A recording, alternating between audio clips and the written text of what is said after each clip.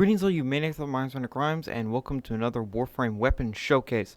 Today we're going to be looking at one of the many launcher weapons in the game, the Zarr, and I consider it probably one of the better ones. I think the lens is technically one of the best, just because of the way how it works and the fact that it doesn't run out of ammo very easily, and it's just extremely powerful. So this is my Zarr build. Now, you might be wondering, where is Prime Shredder Shred? You don't want that on a launcher weapon. It sounds very counterproductive, but your grenades will be going through a target and only doing, like the impact damage or the corrosive damage. You won't be getting the full damage of the shot. Now, also, the alt fire of this thing counts as a shotgun, so you need true 100% status for it before multi-shot to get its best, performance. But really, I don't use the barrage very much. I mostly just use the cannon. Now, being that this is a launcher weapon, you can kill yourself with it. Also, you might be thinking, what would happen if I put on heavy caliber? The heavy caliber penalty is negligible on this thing, so that's cool. So, how does the weapon function? Well, it's a cannon. Yes. Now, these bomblets that land do no damage to you, but the main cannonball will. And then this barrage is hilarious. Anyway, I'm going to show a few different builds. This is your standard run-of-the-mill corrosive heat build. Why do I have heat on here? Just because. Why not? Why not have more status? And why not that status be heat? Heat works extremely well against most things. It's not like cold or toxin where it's only a few things work. Nah, this thing with heat is actually pretty good. This is just destroys infested. If you didn't know, corrosive does extra damage to their heavier units, and so does blast. So bringing like the Boar Prime against heavy infested units is literally just execution. It destroys them. But I mean, who really cares about infested? Whoop. Let's see if Equinox has anything that's going to skew the results. Corrosive projection. Now, mostly you're going to see corrosive projection, but I'm just going to throw on enemy radar. Anyway, let me pause the AI and put these guys up to level 120. Now, the way I recommend using this weapon is not going for direct shots, but actually trying to shoot next to them and let the bomblets do the most damage they can. You can go for direct shots, but really you want to be trying to pepper them with the bomblets, because those actually, there's a lot of them. Now, by default, there's 6, but multi-shot does affect them. It doesn't affect how many per bomb they spawn, but since you're going to be firing like 3 bombs most of the time, you're going to be having a lot of bomblets. I think it's 12, if my quick maths. So as you can see, against high-level targets, it's effective. The good thing about Blast here, even though I'm not a huge fan of Blast because knockdown can get annoying, is that they can't really do much. And as you saw there, you are reloading one at a time. So that is a way to build it. This is the more effective build. Now, how about a meme build? Because why not? Well, this is not really a meme build. I'll show that in a second. So this is disregarding the crit of the weapon. All the crit gone, just pure raw damage and status. Does it perform better? You'll see. In my opinion, it's really negligible on the performance. I don't think it performs better or worse. I think it's pretty damn similar. See this? It's...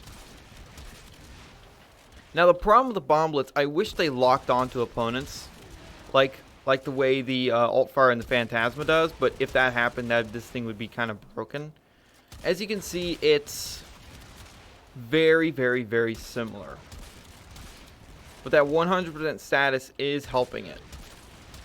Even though, since the it counts as like a grenade launcher / rifle. See, that guy's armor stripped. you don't need 100% status with the cannon. I'm not going to show the barrage because really I don't use the barrage very often. If the enemies get too close, then I'll switch to it and blast them. Now, how about a final build? How about we take this build, but we adjust it to make the meta people happy. Let's get rid of high voltage and thermite rounds, and let's build it for viral. Now, I don't recommend doing this at all. Viral with hunter munitions. Now, I would have to put another forma, and then I could put in more multi-shot. But as you can see, I really can't put anything else on except for thermite rounds. Oh, that's gas. I don't want that. There we go. Heat viral. Now, like this, does it work? Yes. But, again, I don't really like using hunter munitions and everything. Again, if you think hunter munitions needs to go on every single thing that has a modicum of crit, screw you. But this technically can work. It's just not as effective, like at all. It's effective with the lens because the lens's base damage is so ungodly high that if you get a crit with a viral and a slap, you are eating good. If not, well, yeah. But as you can see, they are bleeding pretty heavily. Viral's doing its thing, being its unreliable self. I don't find viral very, very reliable. Some people do. I don't. Because if it slips off the target, well, there goes all your DPS. Corrosive doesn't have that problem. As you can see, going for direct shots isn't the most effective thing. So there are a number of ways you can build this weapon. It's very versatile. Just be careful because it will fucking end you no matter what frame you're playing. So yeah, this doesn't... It technically works, but it's just nowhere near as effective as you'd want. They are bleeding. There's a lot of bleeds. It's just, it doesn't work very, very well. But that is a way to build it. Now I'm going to go back to the build that is better and what I prefer. So Nyx Hunter Munitions, Nyx Viral. Put back on the better status, which is Corrosive. There we go. And let's put back on Vigilante Armaments. I said put it back on. Also, let's show it at lower levels, at like level 80. Because you actually might see level 80 enemies. It's very possible. Go into sorties, you'll see them. Most likely. Not all the time, but you will. You might also see level 100s if you do Kuva Floods. I do Kuva Floods very often, and this thing kind of just destroys. And these enemies have more health and armor than their normal counterparts, even their Kuva counterparts. So, in all intents and purposes, these are the toughest targets in Warframe. Not counting Sentience, because they have a whole other thing going on for them. You're struggling with Sentience.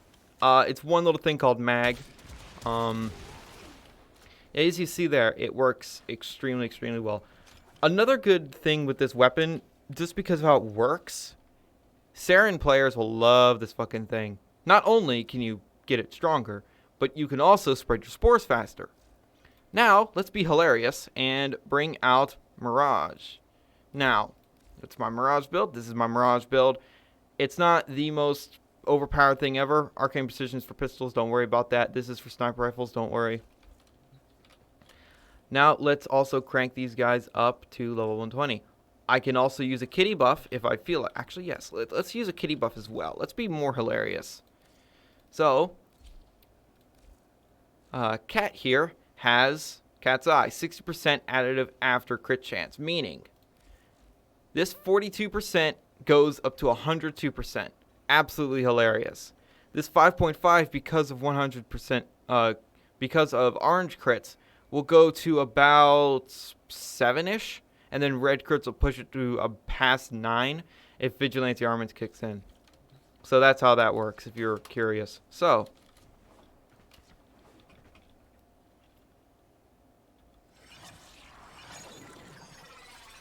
$390% damage boost. Oh, I have Cat's Eye. I didn't even notice. Look at this. Now, it is to say that, well, you give it to Mirage, of course it's going to just obliterate. Absolutely freaking hilarious. Let's show it without using the cat buff. With just Mirage.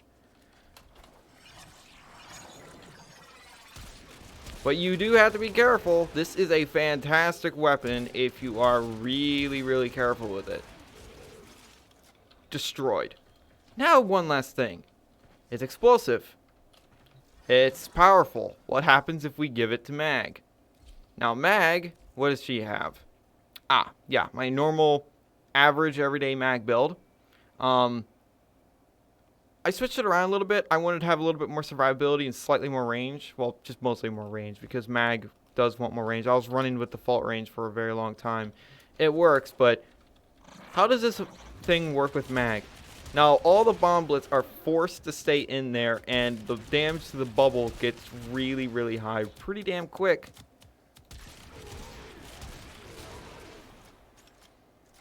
That one's going to die from the ticks, not the... Oh, wait. 200k, that's freaking hilarious. Now, a benefit using this thing with Mag is you don't have to worry about killing yourself. Let's actually unpause the AIs for hilarity.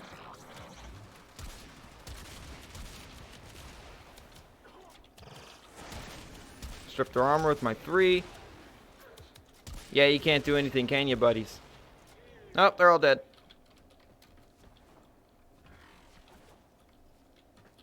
All the Excaliburs and Rhinos are like, wait, what the fuck? Yep. So, as you can see, the Zarr is a fantastic weapon. Now, it does come with some caveats to build. First off, you have to make the Dragoon. Not too difficult. Then, you have to have, like, 1800 Kuva, and then use the Dragoon, which takes a day, by the way, to make. And then you can make this. Bit of a hassle. But anyway, this is the build that I recommend. Don't have high voltage. Screw it. And just go ahead and put in Stormbringer. It will work exactly the same. The reason I have the dual stat mods is simply because I can and it saves Forma. I'm kind of a Forma pincher. I don't like to spend 5-6 Forma per weapon. I usually just do 3 or 4 and it's completely fine. This weapon comes with 1v polarity, which is nice. I wish it came with 2, because then I could only use 1 Forma. Ribbons. Okay, people love to talk about ribbons. I would say multi-shot for hilarity, crit chance, and like base toxin. That should be good. And harmless negative like minus zoom or minus impact, something like that. Because if you get rid of the impact, it's just pure elemental at that point. But the impact is really only procs when the grenades hit something, or the cannonballs hit something. Also, if you're wondering, what the hell does this look like with Ibarra's Navigator? It's honestly pretty funny. So if you don't know Ibarra's Navigator, this is it.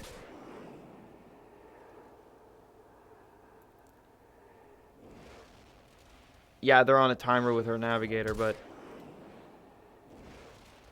That's pretty funny, right? I think that's funny. It's a fun weapon. Also, Wukong's clone. Yeah, before I go, let me actually just show what happens with Wukong's clone when he uses this. I'm also going to make the enemies paused, and I am going to put them down to a reasonable level, because level 120, or level 100 plus, is a little unreasonable. When people say, my weapon can kill a level 500 one shot, I don't fucking care. Now, there is a very important thing to talk about with Wukong's clone with this weapon. He can't nuke himself. Fantastic. Also, he gets double damage. And look at him. Look at him. He's a madman. He just goes right up to the dudes and just yeets them out of existence with it. You psychopath, but I love you. And of course, since he's stripping armor, your grenades will be doing more damage. Absolutely freaking hilarious the way Wukong's clone works with it. He literally just walks up to the dudes and pulls the trigger. God damn. He does that with shotguns too, but it's a lot more funny with this thing because it literally explodes in his face and destroys everything around. Honestly, super goddamn fun. It's a very fun weapon. It's not the strongest thing in existence, even though it's pretty damn powerful, and it will kill you, but my god, is this thing not a good time. So thank you guys so much for watching, and remember, in Tropy, we trust.